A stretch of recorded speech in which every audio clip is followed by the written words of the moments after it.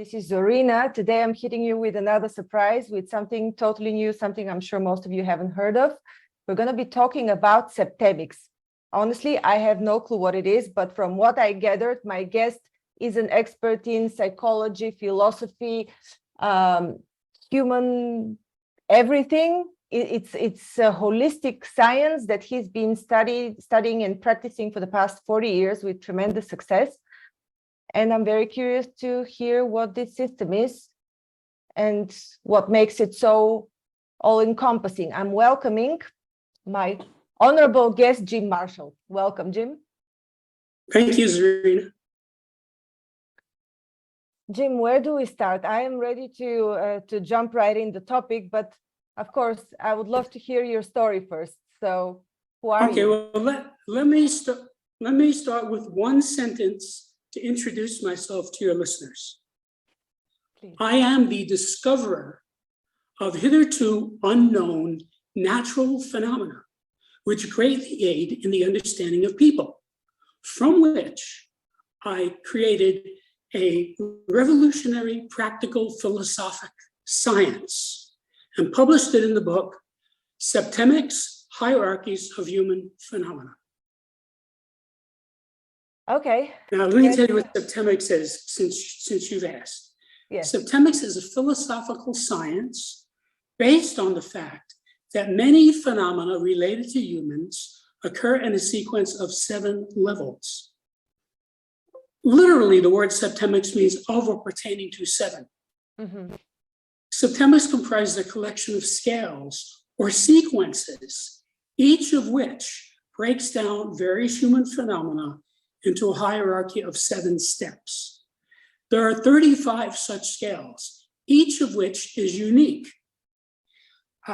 And together, they span the spectrum of human experience, by which I mean any situation which arises in the life of any person. I'm talking about human situations, not non-human situations, can be successfully analyzed by one or more of these scales, usually more than one. So are these 35 scales that already existed prior to you studying them, or did you create them? Or No, rank these scales existed. My guess is they existed since prehistory. They may actually be older than that. These are natural phenomena.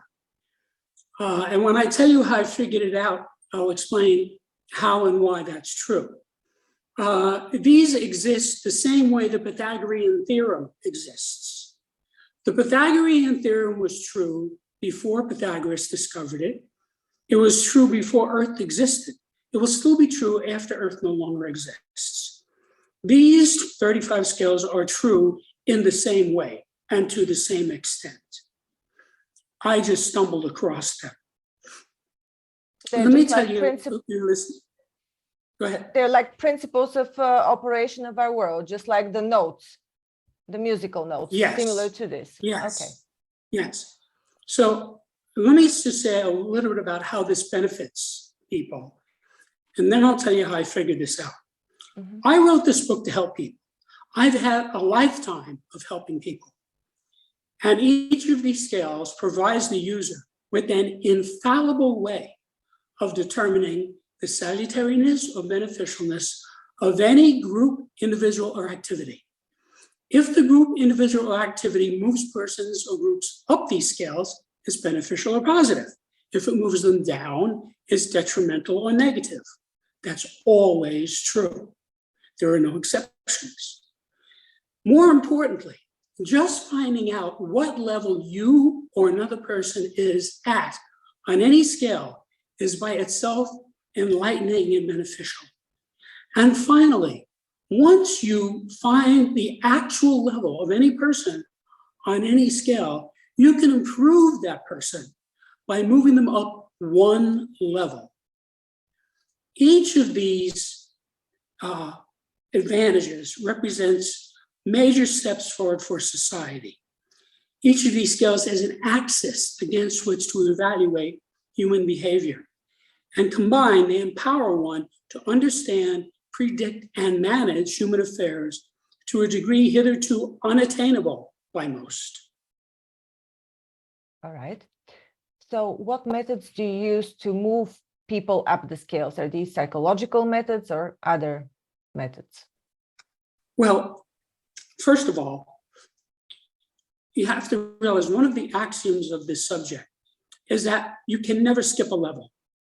Sometimes you may think you skip a level because you went through it quickly or easily or without noticing, but you never skip a level. Think of it this way. If you're on the first floor and you want to go to the fifth floor, you have to go through the second, the third, and the fourth, one way or another. Whether you take the elevator, the escalator, the stairs, or go outside the building to use a rope ladder, you have to go through those levels. That's how these scales are. Now, this is an advantage because once you know where you are, you know the next level up. Now, let's say you're at level 4, okay? If you try to move to level 3, you will get there. But if you try to move to level 1 or 2, you will fail because it's too steep a gradient. So this tells you not only where you are, but how to advance yourself. So this is a universal formula for human success. And realize there are 35 scales, each of which is unique. And if I were to tell you the names of these 35 scales, you would see that I have covered human phenomena. Would you like me to tell you the names of the scales? Yes, please. So at least of a few that I can have an idea. Okay, this only takes a minute. Mm-hmm. Okay, so there are individual scales and group scales. These are the individual scales, meaning they apply primarily to individuals. The scale of basic purposes, the scale of personal influence, the scale of choice, the scale of permeation, the scale of thought, the scale of identity, the scale of evaluation, the scale of motivation, the scale of control, the scale of stopping, the scale of scholarship, the scale of literacy, the scale of human ability, the scale of memory, the scale of spiritual identity, the scale of mental deletion, the scale of aberration, the scale of physical fitness, the scale of justification, the scale of belief, the scale of equanimity, the scale of attack, the scale of conflict, and the scale of reaction. And these are the group scales: the scale of relationships, the scale of life spheres, the scale of government, the scale of civilization, the scale of survival, the scale of management, the scale of exchange, the scale of communication, the scale of allegiance, the scale of sexuality, and the scale of politics. Any one of these scales by itself could dramatically improve the life of the user. Together, it's revolutionary. And I've been watching this get results for 27 years, so I know this works. Anybody who can read English reasonably well and wants to improve himself or his life can do so using this book alone. Once you have the book, you don't need anything else. Okay, so I want to ask you again what the principles of moving yourself up and down the scales are. But before that, I noticed what one of the group metrics was sexuality. Why does this fit as a group metric and not as an individual? Because sex is an inherently group activity. I mean, the essence of sex, the genus of sex, is you do it with somebody else. It involves a relationship of some kind. So okay, it's a group activity. Okay, and another curiosity that I wrote down while you were reading the matrix. What is the principle or the matrix of permeation? What does that mean? Okay, permeation is the basic action of a spiritual being. When two people love one another, it's because they are permeating one another.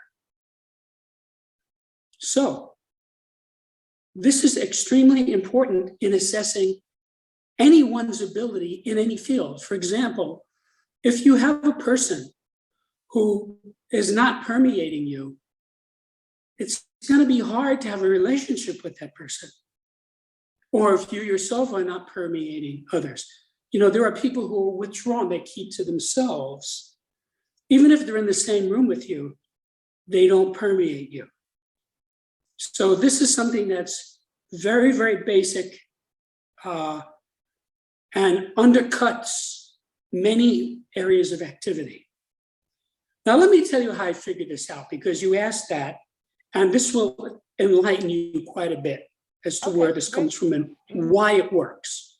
Okay, so the story really begins when I was 16 and I was accepted into a top engineering school, which I attended on academic scholarship.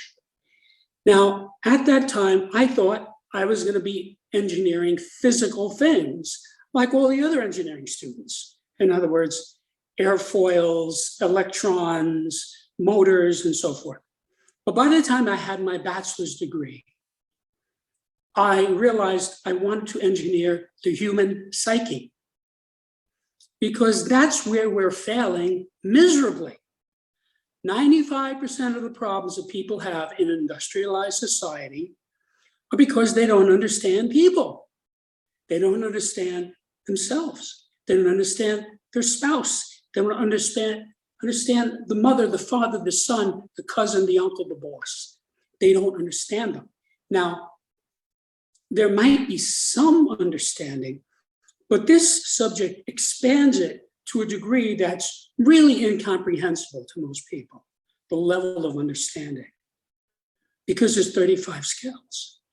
If you know the level of somebody on all 35 skills, you have a profound grasp of who that person is, whether it's yourself or another.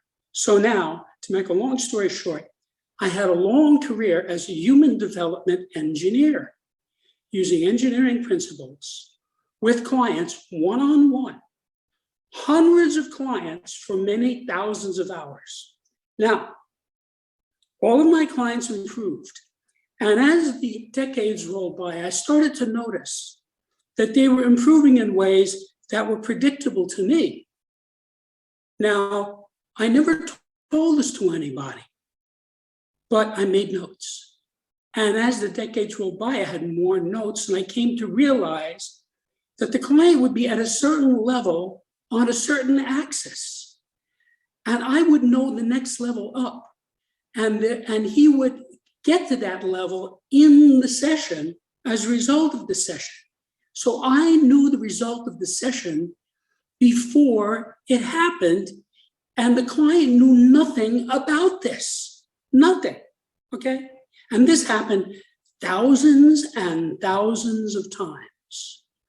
So again, I didn't tell anybody, I just kept making notes. Because you have to realize, as an engineer, I'm only interested in two things: results and facts. I'm not impressed by anything else. So I didn't tell anybody, I just made notes. Now, in 1995, by then I had about 32 scales of varying lengths between 3 and 7. And I had one scale in particular that by then I absolutely knew was correct. And I had been using it on a daily basis for many decades. In 95, I suddenly realized it had a 7th level. And when I inserted that 7th level into the 6th level scale, it manifested mathematically. Now, anything that has mathematics embedded in it is natural law, like the Fibonacci sequence. There are creatures that construct themselves according to Fibonacci numbers, even though they don't have no consciousness of it. Long before Fibonacci, millions of years before Fibonacci figured this out, the animals were doing this, and you can see it. You don't have to take my word. Look at a seashell. Look at a sunflower. It's got Fibonacci numbers in it. So that's the same type of manifestation here. So when I saw that, you have to realize I took 26 semesters of math and loved every minute of it. So I have a very mathematical mind. So when I saw that, I said, whoa, I don't know what this is, but I found something here. So then I asked myself, I wonder how many of these other scales that I have are actually 7-level scales that had not been developed all the way, because I wasn't developing anything. I was just helping my clients and making notes. And this data just fell out in front of me. It's like I was walking down the street and I found a $100 bill and picked it up and put it in my pocket. So, knowing what I was looking for, I inspected all these other scales. And quickly, they all went to 7-level scales. It was not hard to find. And as each one went to 7 levels, it manifested mathematically. So if you get the book and you look at the scales, you'll see that there are patterns embedded in there. Now, I went out of my way to not make this book seem mathematical because I wanted to help the average person. So when you read this book, it's not like you don't experience it like math. You experience it like putting on eyeglasses and looking at yourself in the mirror, or putting on eyeglasses and looking at another person. You see clearly the manifestation. This is not hard to figure out. Okay, so then I realized I had discovered a new subject. Now, I, at that time, thought I could fit this into some other context. And I found that over the years, that could not be done. This is not a part of something else. It's a separate subject. What's funny is that, and not only does this not fit into another subject, all the other subjects fit into this. So I came to that just as I was working with this. Now you have to realize, first I had to discover the phenomena, which was mostly done by 1995. And then, although I did find 3 more skills while I was writing the book. So then I had to construct this philosophy from this phenomena. That took 20 years. Then I had to write it in a way that would make sense to the average person. So now, when I saw that I had a new subject, I said, wait a minute. I can go from helping people by the hundreds, which is what I had been doing as a human development engineer, to helping people by the millions if I put this in a book and get it out. So I said, okay, I have to write a book. So the first draft of this was completed in December of 95. And I sent it to colleagues of mine, all of whom had graduate degrees in a variety of subjects. And they all had different responses to it, but they all loved it. Now, I knew all these people. These were all brilliant men. And I knew that then they validated my belief that I had found something valuable and important. So I started working on the book. I spent the next 25 years of my life developing this subject. As I said, I had to develop the phenomena, I had to construct a philosophy. You know, when I first started, all I had was the scales. The scales is what appeared to me. But that's not enough to create a philosophical science. I had to work out the axis. In other words, what is this 7 levels of? What is the scale measuring? I had to work out the axis and how to reverse engineer that. So it took a lot of work to work with this. And so what happened was I wanted to give this to the general public. So the hardest part was writing it in a way that the average person would understand. And I know I succeeded at that because I've been seeing the results for 27 years now. And if you can read English reasonably well, and you want to improve yourself or your life, this book is for you. So that's where this came from. Absolutely amazing. Can you tell us some of the cases, at least one case, so that we know how this is applied? So how do you move the people up and down the scale? But before that, how do you rank them? Do you rank them across all 35 categories or ranks, or do you rank them according to their problem? Mm-hmm. Okay, there's actually several different questions there. First of all, every person is at some level on every scale. Yes. Now you can ignore this data if you want, but it's much smarter to use it. Where am I on the scale of personal relationships? You see, where am I on the scale of motivation? Where am I on the scale of sexuality? And you can ask the same question about every person. So this is all done by observation. This is not hard to figure out. The key word here is insight. Using this book requires a certain amount of insight. The good news is anybody who can read English well enough to read this book, as interested enough to read this book, has enough insight to use this book. Now, there are people who lack insight. So I can tell you this, when a person is at or near the top of any scale, it's because he has insight in that area. If a person is at or near the bottom of any scale, it's because he lacks insight in that area. So insight is a synonym of perception or observation. You just observe, and I'll give you an example. I know the basic purpose of every president of the United States, going back as far as Franklin Delano Roosevelt, and many of the presidents prior to him who I studied, such as Lincoln and Washington and Jefferson. This was just done by observation. And I'll tell you how easy this is to use. About 22 years ago, I was talking to a friend of mine. He didn't know anything about this book, nothing. He didn't even know I was writing a book. And we were talking about politics and government, the way guys do, just standing around. And I said, wait a minute, let me show you something. And I pulled the scale of government out of the transcript and I gave it to him. I didn't say a word. So he took it and he looked at it. And in about 1 or 2 seconds, he pointed. He literally pointed to a specific level on the scale. And he said, there, I'm right there. He found his level on that scale without my even suggesting that that's what it was for. That's how easy this is to use. So what normally happens when a person is confronted with a scale is in a matter of seconds, he will find a bracket. Let's say the scale of spiritual identity. He looks at it and he will, maybe 15, 20 seconds, will say, well, I'm either at 3, 4, or 5. You see, he already threw out 4 levels.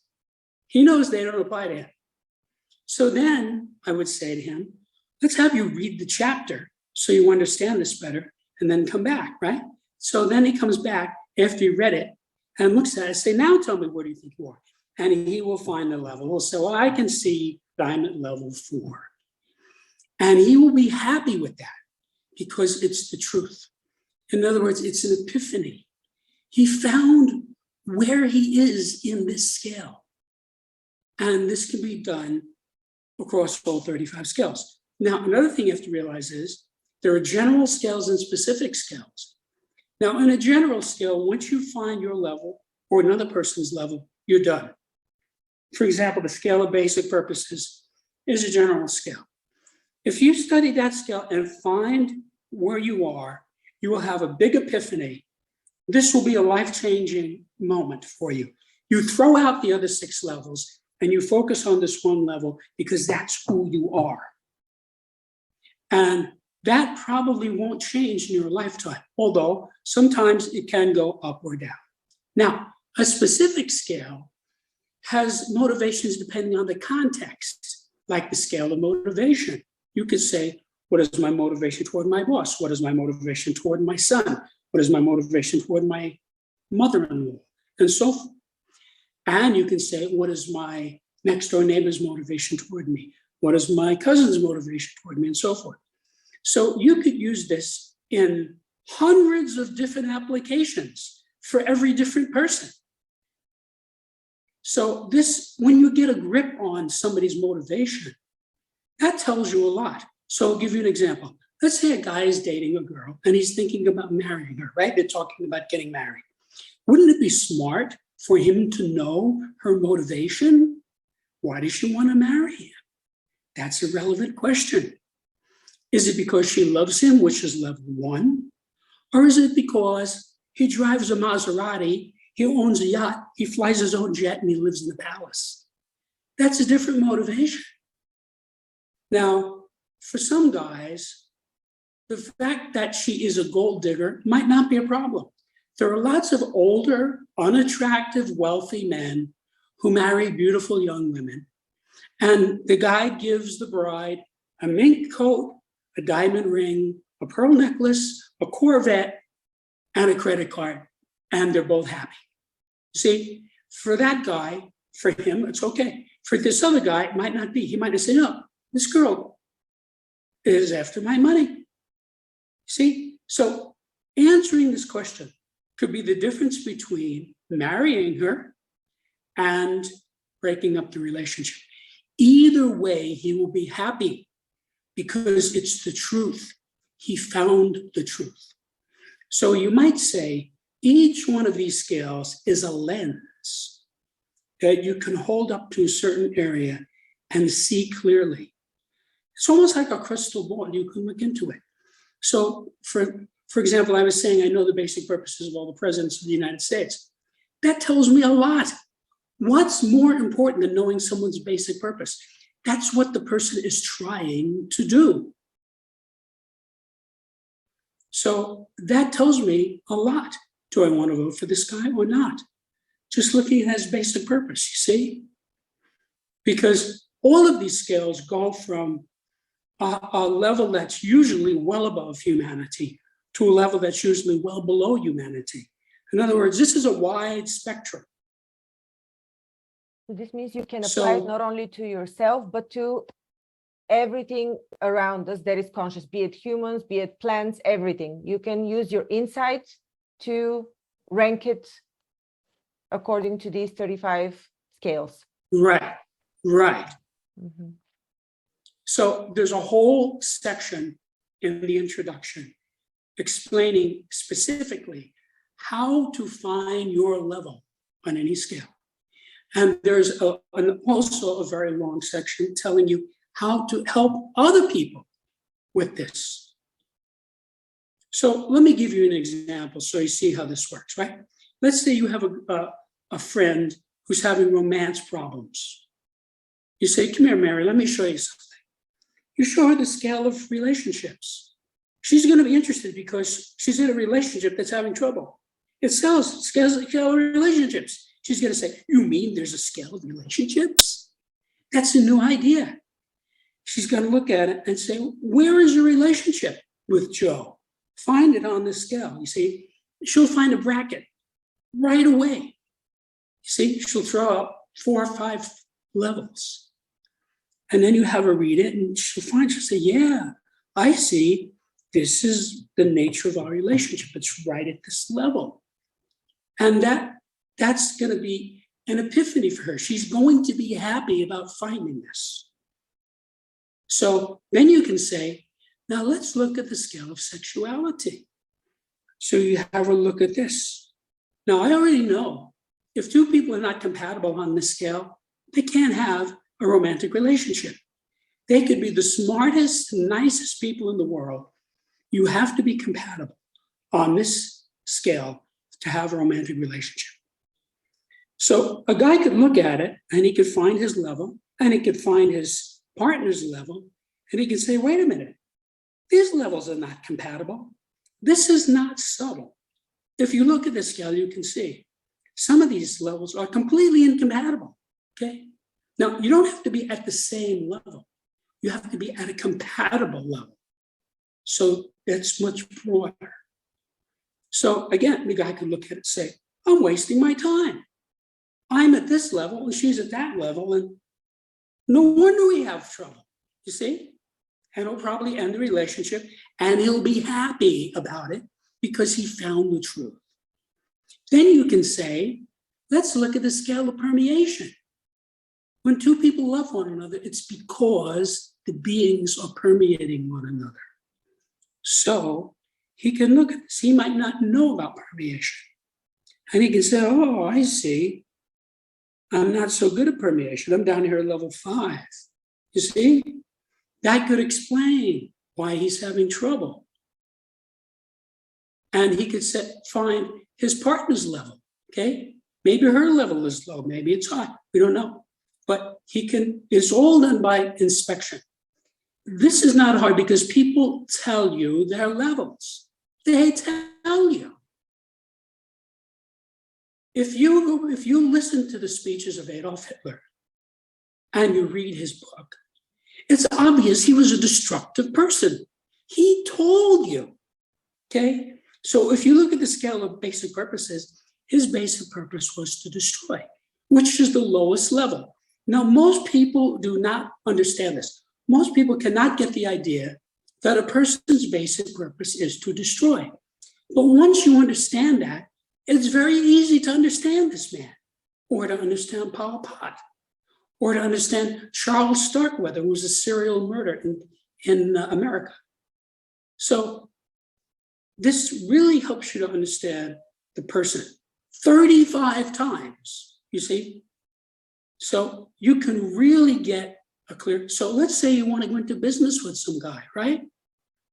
You don't know too much about this. I would analyze this guy course 35 skills. Where is this guy on the scale of attack? Where is this guy on the scale of control? Where is this, and you see, where's this guy on the scale of that? And the levels are there, and because it's natural law, it's not hard to use.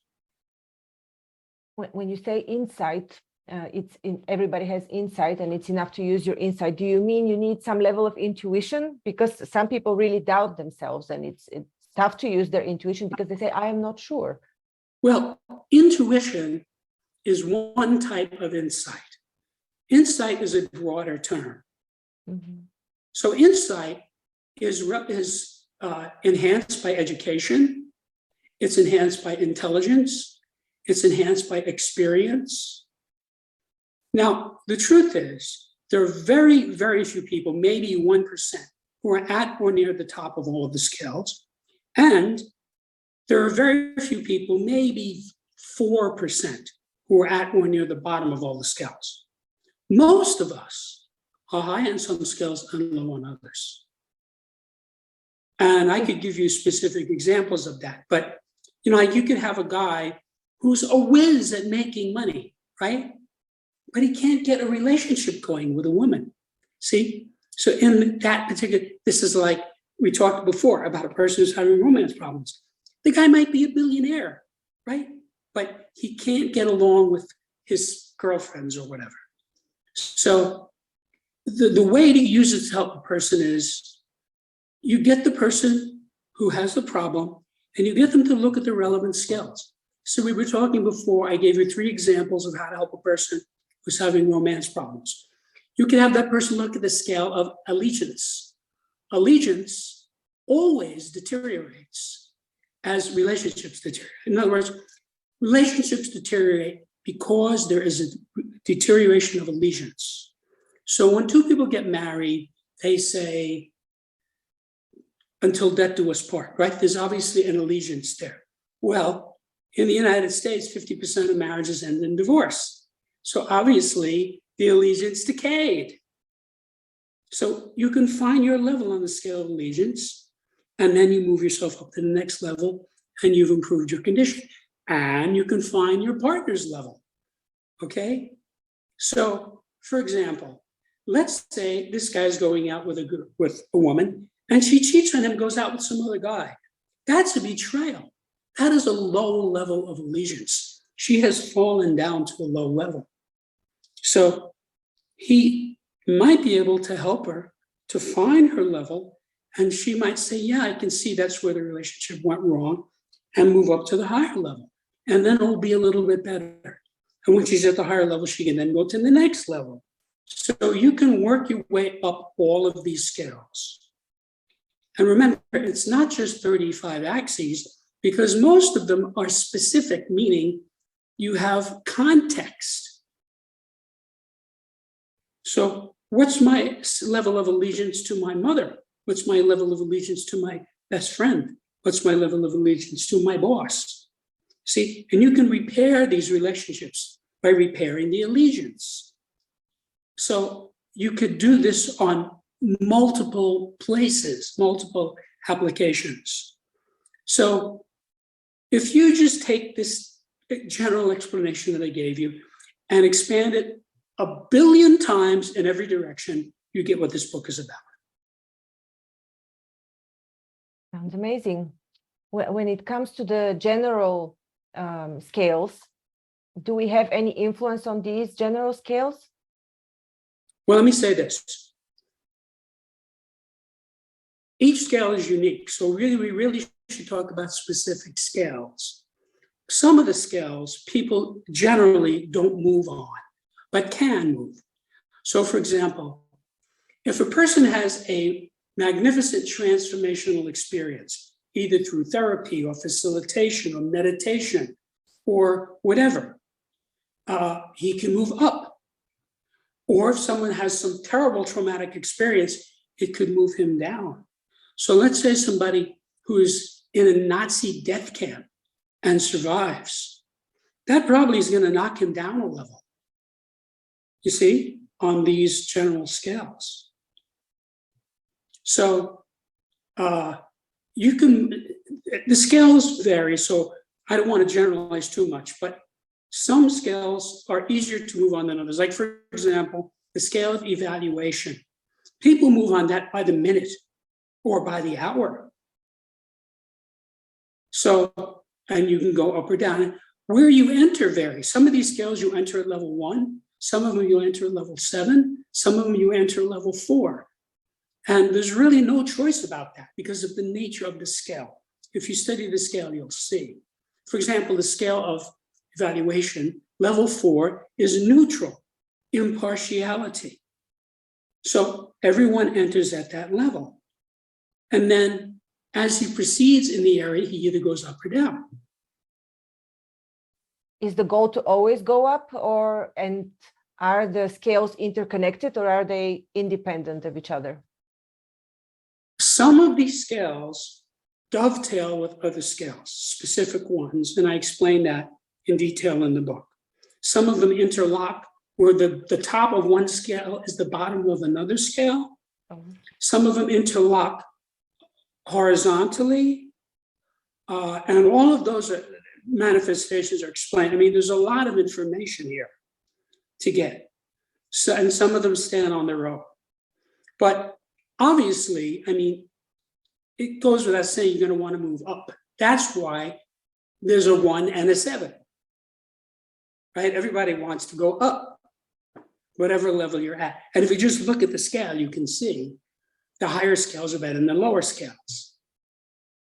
So the lower scales, you know, when you get to the bottom of a scale, that's where you find insanity, hatred, criminality. Those are the people at the bottom of these scales. So you can find a person who's, you know, very good at one thing and very bad at another thing. So you can help him with the thing he's bad at. Now you have to realize, the further down the scale the person is, the less insight he has. That's why he's down the scale. So you have to help bring him to insight. And to the extent that you can, he might be able to move up a level. So I said before, this book is for anyone who can read English who wants to improve himself or others, or himself or his life. Well, there are people who are at or near the bottom of these scales who have no interest in that. Some people don't realize that.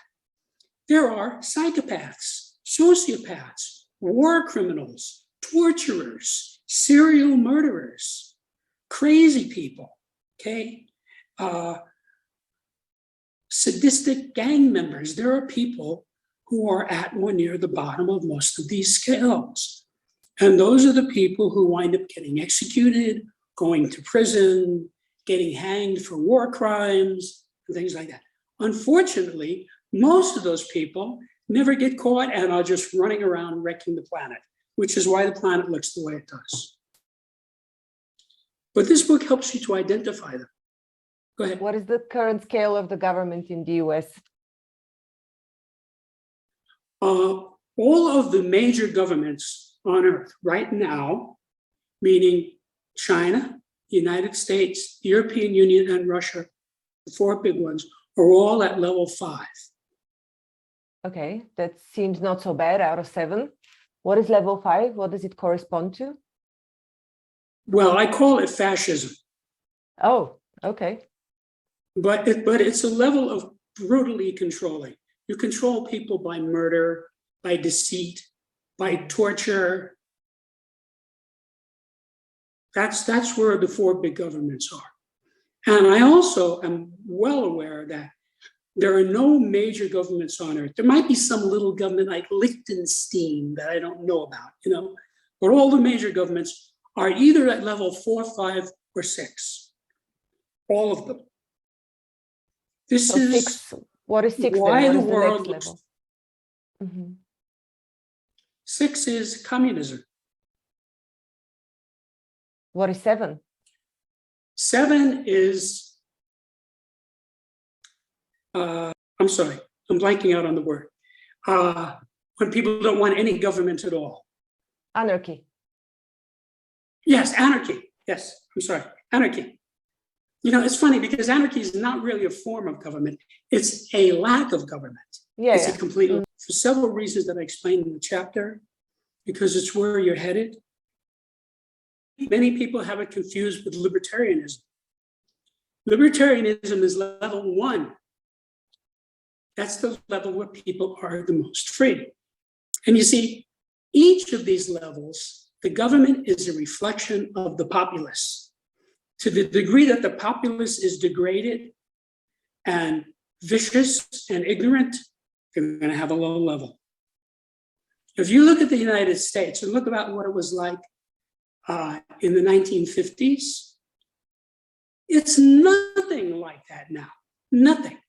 It has gone down. In fact, there's one chapter in which I go through the entire history of the United States in one paragraph. And I show how the United States went from level 1 all the way down to level 5. Wait a And I second. give Is dates. level 1 the highest or the lowest? The highest. 1 is always the level 1. highest. Okay. Okay, so So the 5 is Articles of actually one of the lowest. It's not one of the highest. I thought the other way around. The Articles of Confederation, which the United States had before the Constitution, which was enacted right after the Revolution, was a libertarian government. So this goes into, there's a lot of detail in there about why these levels manifest the way they are, and how to spot them. There's a lot of information in there. So this is a book. I mean, you go ahead. Are you able I was going to say, maybe you have to read the book to get the data. Let's repeat once again. The book's name is Septemics, Hierarchies of Human Phenomenon. Right. Where is the book to be found, Jim? It's very easy to find this book. You can get it at Amazon. You can get it at Barnes and Nobles. You can get it any place that books are sold. If you just put the word Septemics in the search engine, you get hundreds of responses, including all the people who are selling the book. So it's an easy book to find. And my question that I was about to ask was, since you've mapped out or written out the history through the lens of the scales, have you looked in the future and where it's developing through the lens of the scales? Yes, because you have to realize that, as I said earlier, you can never skip a level. Mm-hmm. So, for example, I gave you the 4 main governments and said they're at level 5. That tells you if they improve, they will go to level 4. And if they deteriorate, they'll go to level 6. So you already know what's possible. So, for example, I laugh at governments who try to go into these places that have degraded governments and try to give them some high-scale government. Can't be done. You can't take a country that's at level 5 and make them a democracy. Cannot be done. Success for them would be moving them to level 4, which is socialism. So this tells you about all these failures that you see. As you have mapped again the historical events, and you've seen they're moving like a pendulum, that means they're moving in a certain progression. It means that it's impossible now for governments to suddenly jump to level 4. They'll continue to deteriorate. Well, it's not that they will necessarily continue to deteriorate. A level 5 government can either move up to level 4 or down to level 6. That's it. Those are the only possibilities. Just like if a person is at a certain level on any scale, he can either go up if he gets better or down one if he gets worse. This helps you because it solves the gradient problem. You see, every good coach, therapist, facilitator in the world understands gradients. Human development has to be done along gradients. That's why crash diets and crash exercise programs don't work, because the person is trying to skip gradients. Okay, it doesn't work. So you have to, this tells you what the gradients are. So success is based on knowing the gradients. So if you're at level 3 on any scale, you target for level 2 and nothing else. Anything else you do is a waste of time. So this is very helpful because it tells you what you should be trying to do. First, you have to find the level. And if you study the book and read the glossaries that tell you the names of the words, meanings of the words, and you find the level, usually you'll look at the next level up and that will be real to you. In other words, you will say, okay, I can do this. So a mere insight is enough to get people going. For them to see the truth is enough to propel them to move to the next level. Well, a lot of things could be involved in going to the next level. It depends on the scale.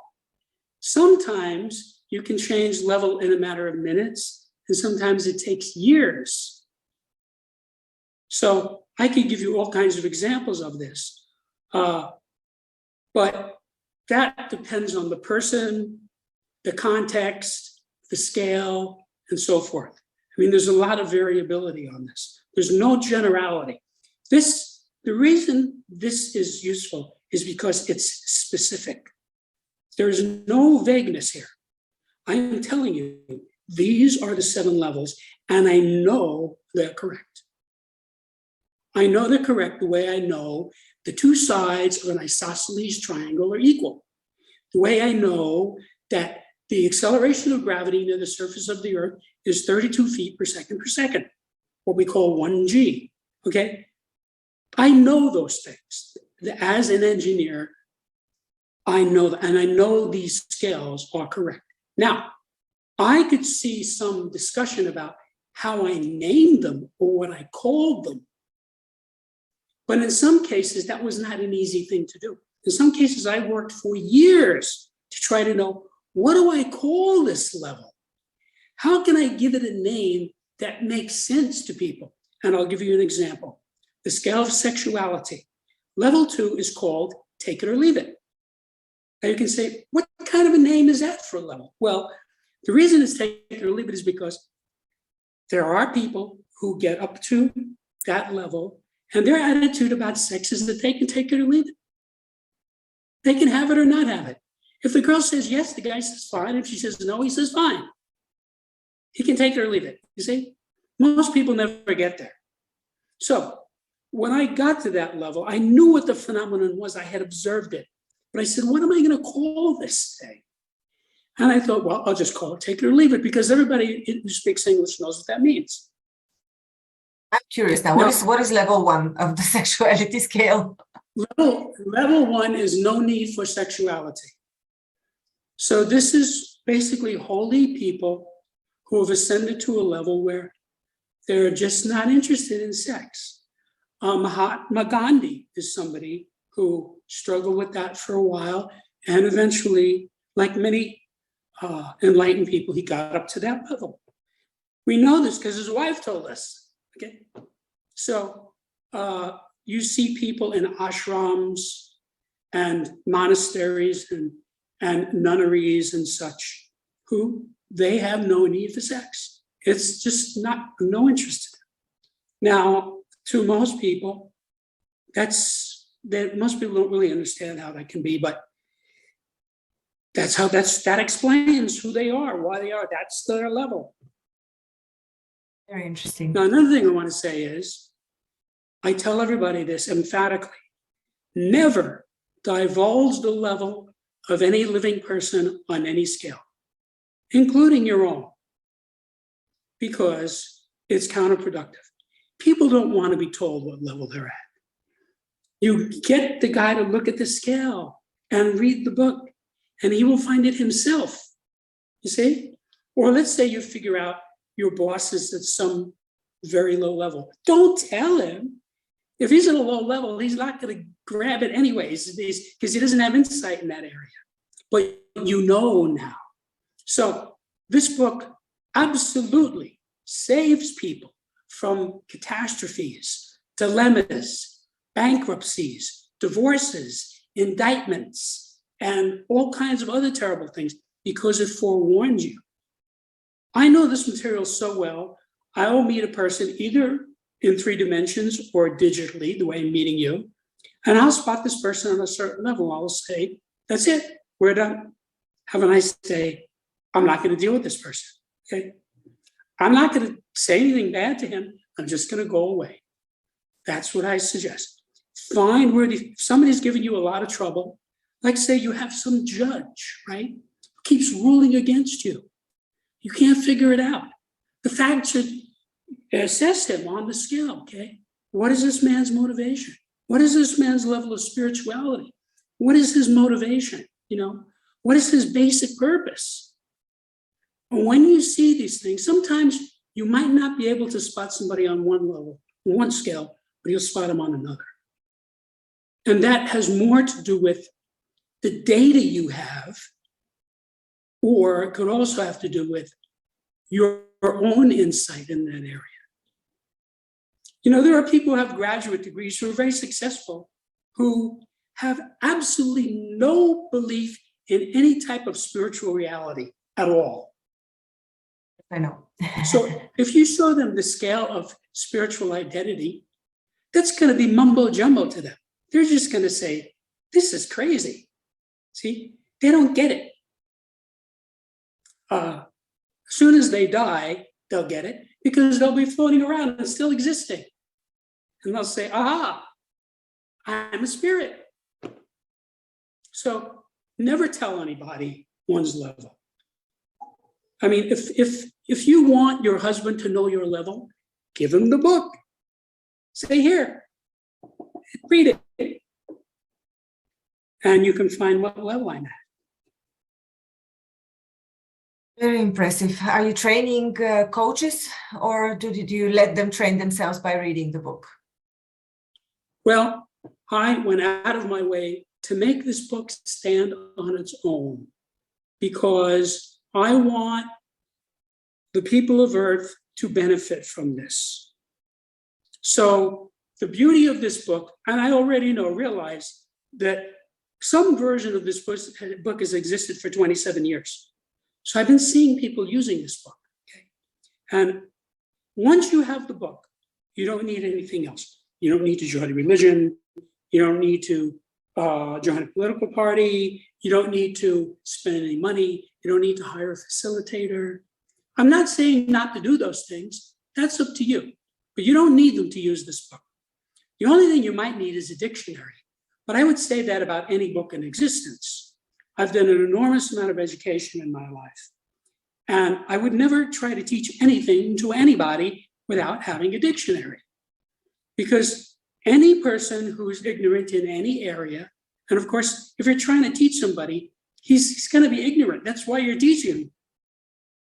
He is not going to know the definitions of certain words. Even worse than that is people who think they know the definition and it means something else.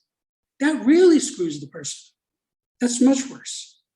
So one of the things I do when I work with people is I watch what they say and try to figure out, does this person really know how to use this word? I had a client who had a misconception on a very important word, a key word, okay? And I could see that, so I got the person to understand that word.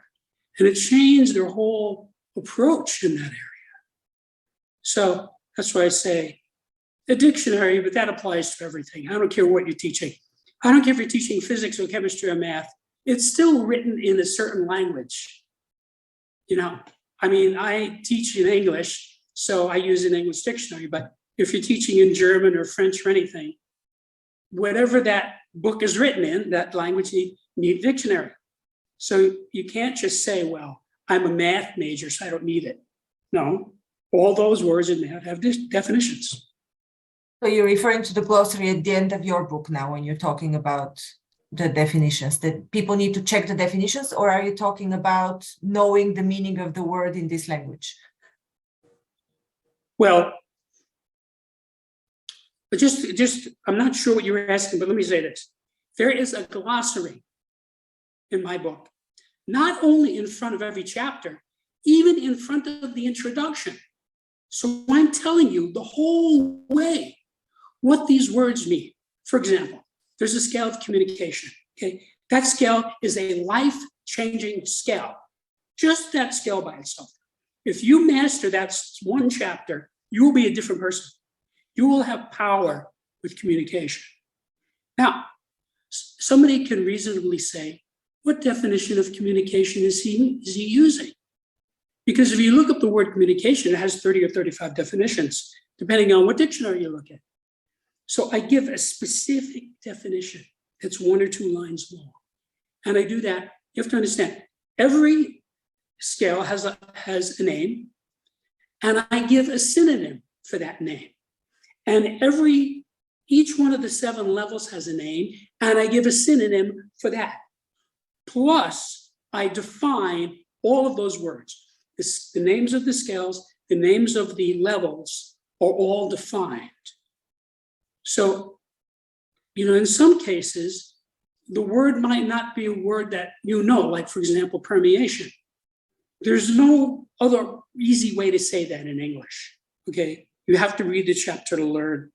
People who know about spirituality, especially very upscale people, they'll get it right away. So, okay, that's what that is. But a lot of people say, permeation, what's that? Or aberration, there's a scale of aberration.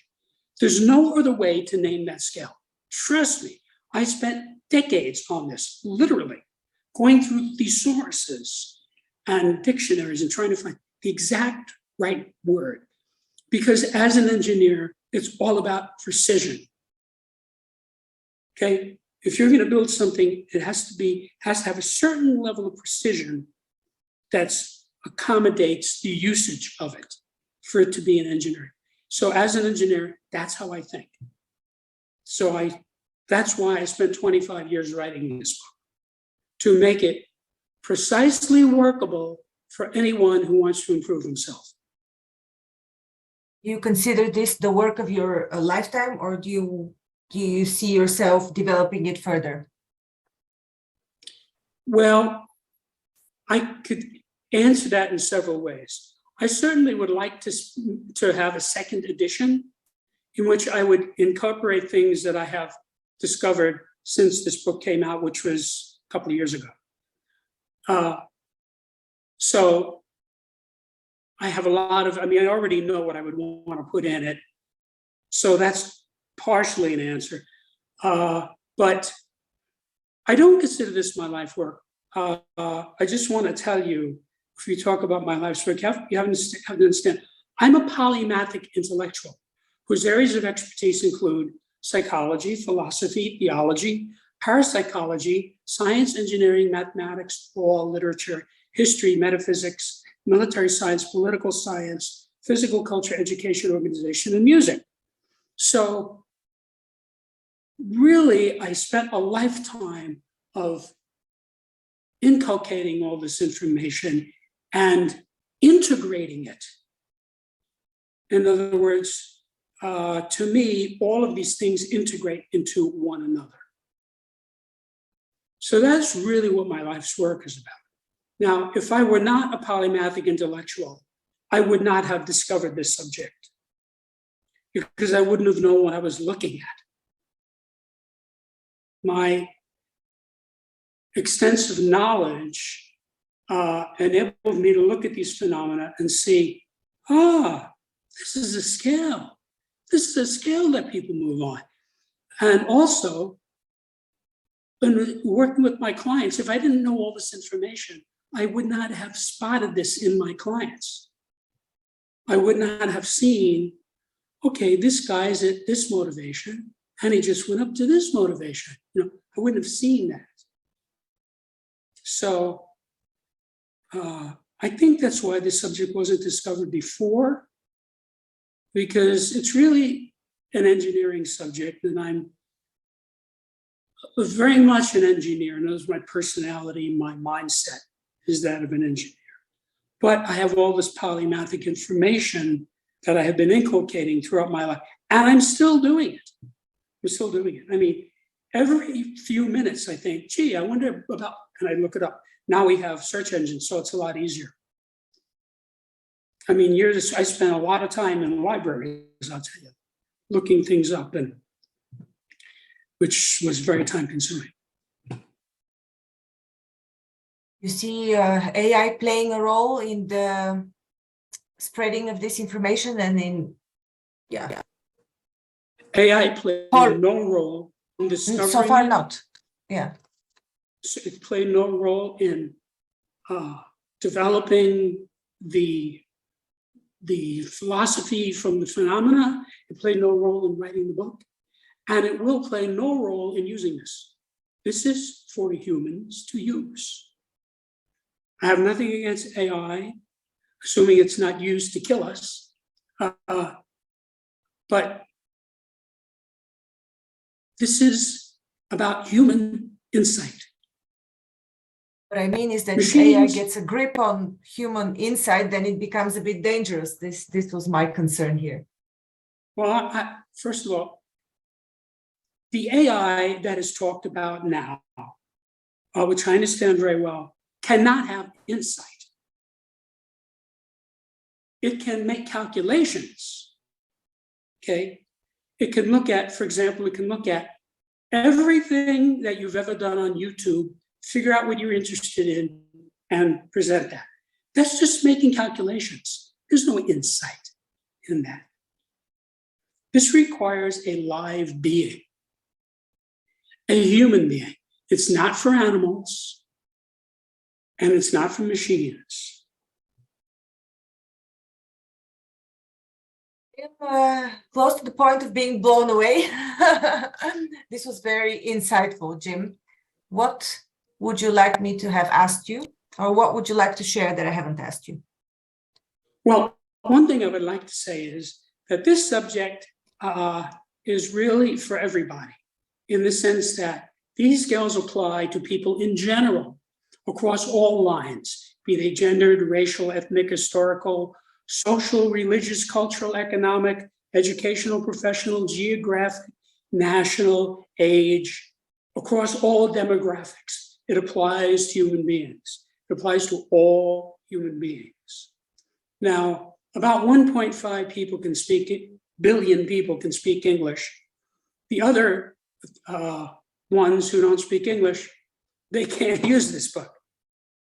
I actually cringe at the idea that somebody's going to try to translate this, because I know how hard it was to write it in English. And that's going to be a real problem. I don't know how workable it will be, because I won't be there probably to tell the guy that's not what it means. But you have to realize that this can help you. If you are watching this broadcast, this can help you, because you're interested in learning about people and about growth and about self-improvement. And that's who this book is for.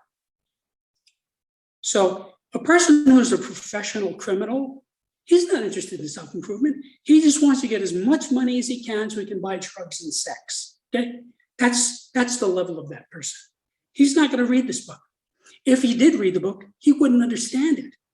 And if he did understand it, he certainly wouldn't use it. It's counter to his purpose. So a destructive person or a criminal, they're out for themselves. They don't want to improve themselves. They don't want to improve you or their next door neighbor. That's not part of their thing. And all of that is very clear when you study this book. Because when you get down to the bottom of each scale, it talks about those people in this axis. In the end, you can't actually Go ahead. You can't actually move anybody else. You let them read and they decide whether they can move up or down the scale, but it's actually giving you an insight in them and in what you can do. You're not able to move anybody else up and down the scales, correct? Well, it depends on what you mean by move somebody up the scale. So let me give you an example, okay, so you can see how this works. There's a scale of scholarship. And in that chapter, I explain with specificity how to make someone a better scholar. And it has the entire spectrum of scholarship on it. So most people have children, and most children at some time have some difficulty with school, even those smart ones. So the dad sees that his son is having trouble in school. He says, come over here, Johnny. Look at this glossary. He lets him read the glossary for the scale of scholarship. Okay, and he says, now look at the scale. Now, he's going to be interested in the scale because he just read the glossary. He's a scholar, and this tells you the scale of scholarship. He's going to be interested in it. And he'll look at it and say to him, where are you on the scale? And he will come up with a bracket probably. He'll say, well, maybe, I don't know, 3, 4, 5. Okay, good. Now let's have you read the chapter. He's going to want to do it because he realizes there's something here and he hasn't quite got it yet, you see? So he reads the chapter. You help him with that, help him understand it, clear up anything that's difficult to understand, and come back and say, okay, now look at it again. Where are you on the scale? And he probably will give you a specific answer. I'm at level 5. You say, great.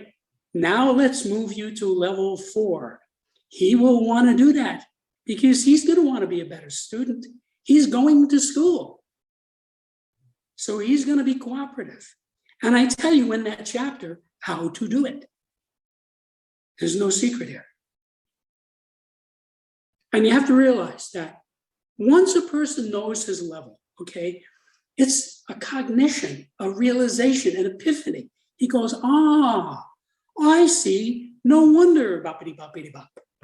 That's what happens when you find a level. And then he sees the next level up.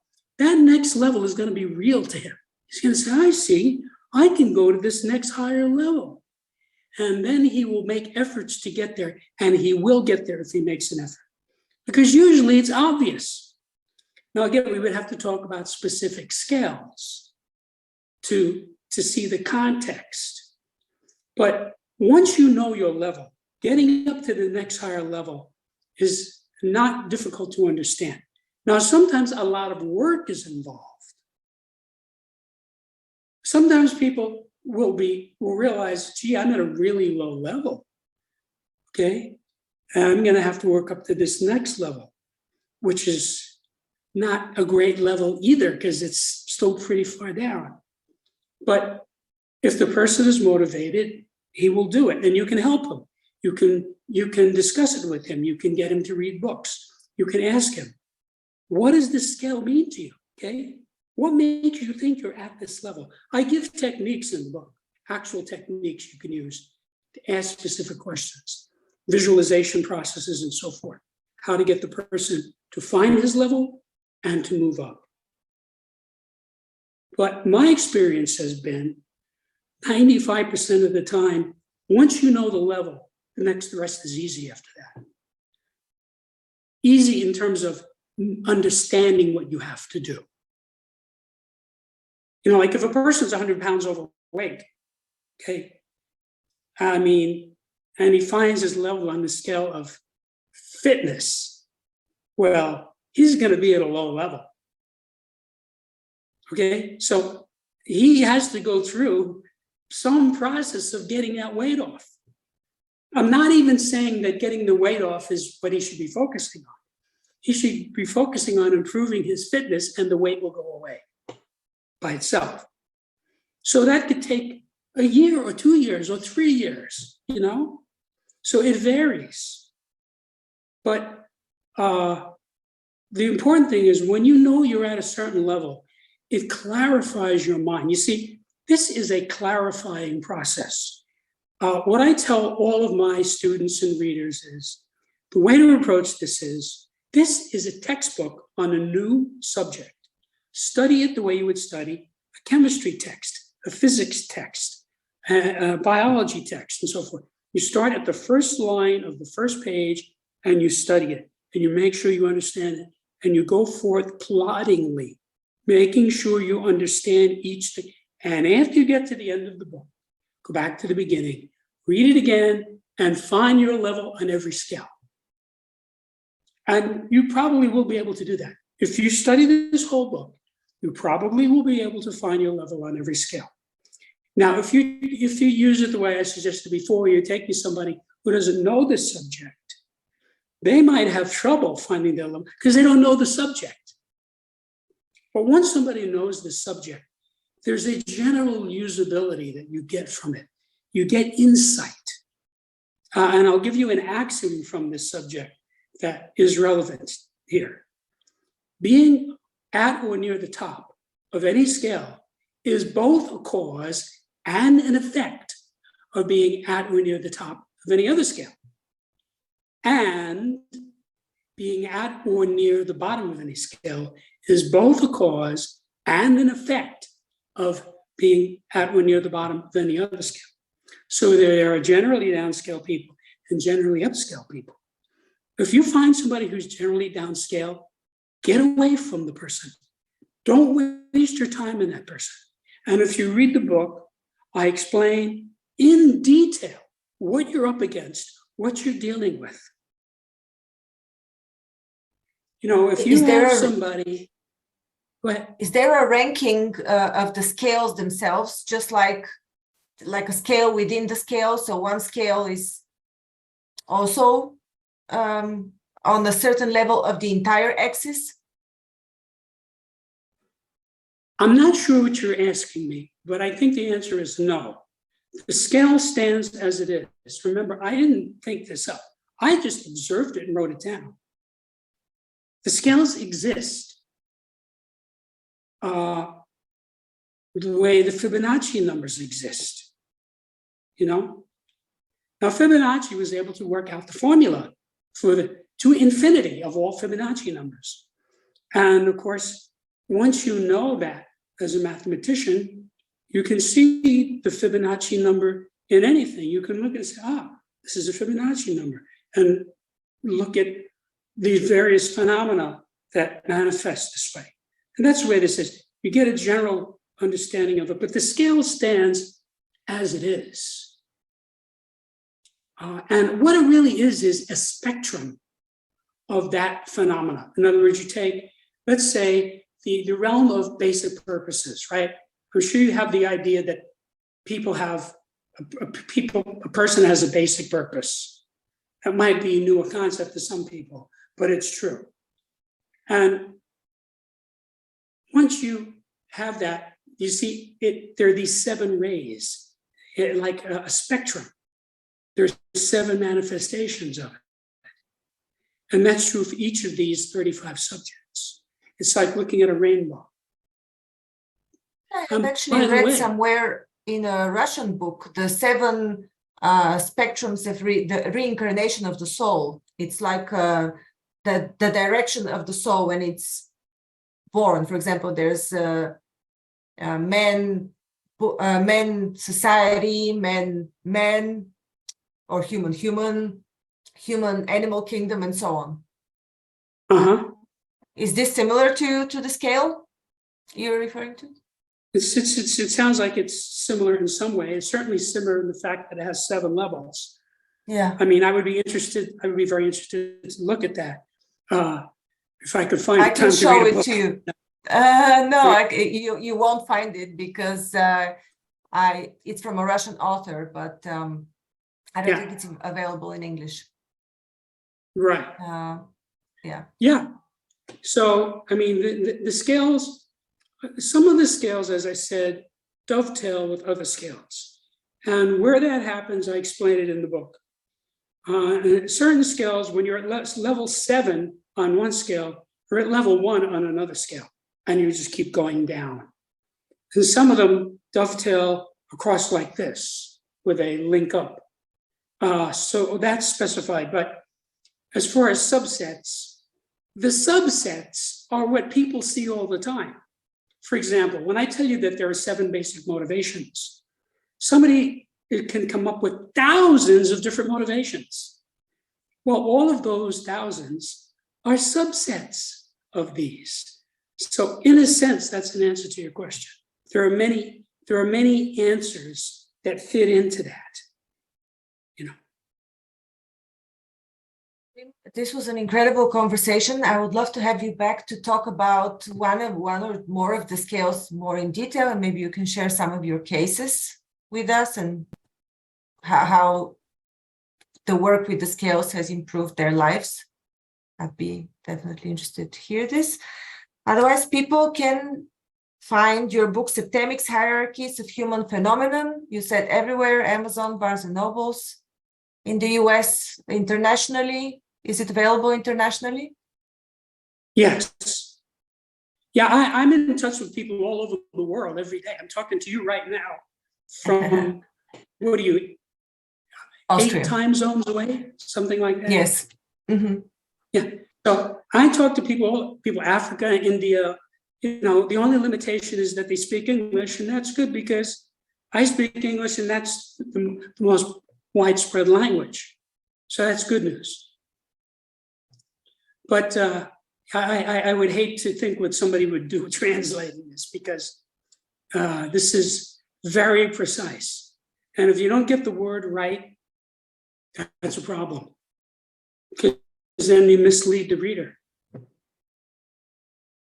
But the words, you know, in many cases, I spent a lot of time on what are we going to call this scale? What are we going to call this level?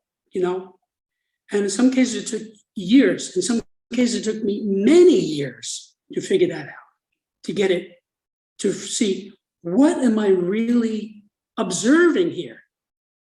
Because, you know, when you observe humans, you have to have some insight into the phenomenon to say what this is. What am I seeing here? Follow me? What am I observing? And then you have to know the language well enough to say, it's this. Well, I would say that 95% of the levels I got dead right in English. I mean, they are as precise as the Pythagorean theorem. A couple of others, I could see that, you know, there might be another word that might work better that I didn't think would be right. So, but again, whenever you're talking about writing, that's an art.